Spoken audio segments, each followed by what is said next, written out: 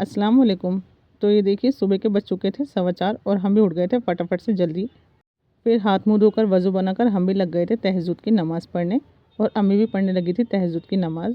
नमाज़ से फ्री होकर हम चले गए थे किचन में। तो यहाँ पर बन रही थी एक साइड में गर्मा-गर्म रोटियाँ और दूसरी साइड हमने भी चढ़ा दी थी चाय। फिर खाना लगाकर हमने भी कर ली थी दुआ और करने लग गए थे हम भी सहरी। अल्हम्दुलिल्लाह सहरी हमारी हो गई थी पूरी। फिर हम भी दोबारा से वज़ू बनाकर बैठ गए थे अपना पारा पढ़ने। पारा हमारा हो गया था पूरा। फिर हो गई थी फ़जर की अज़ान, तो हमने भी पढ़ ली थी फ़जर की नमाज़। नमाज़ पढ़ने के बाद में हमने कर लिया था थोड़ा आराम। तो सुबह उठते हम फिर से लग गए थे सफाई में। तो सबसे पहले कर लिया था हमने कमरे का झाड़ू पोंछा। इसके बाद में डायरेक्ट आपसे मिलते हैं इफ्तार के टाइम। तो आज शाम के खाने में बनने जा रही थी बैंगन की सब्ज़ी और दूसरी साइड में कट रहे थे ताज़े ताज़े फ्रूट्स, क्योंकि हो रहा था इफ्तार का टाइम। तो भाभी ने काट ली थी सारी इफ्तारी। इसके बाद में मैं फ्री थी तो मैंने भी बना ली थी आज ठंडे पानी से शिकंजी, क्योंकि आज हो रही थी हमारे यहाँ पे बहुत ज़्यादा गर्मी। तो सबका मन हो रहा था नींबू पानी पीने का, तो हमने बना डाला था नींबू पानी।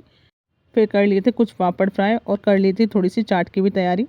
फिर हो रहा था सबका कुछ अच्छा सा खाने का मन, तो मेरी सिस्टर ने बना लिए थे आज आलू के कोफ्ते। फिर होने वाला था अज़ान का टाइम, तो हमने भी फटाफट से लगा लिया था दस्तरखान।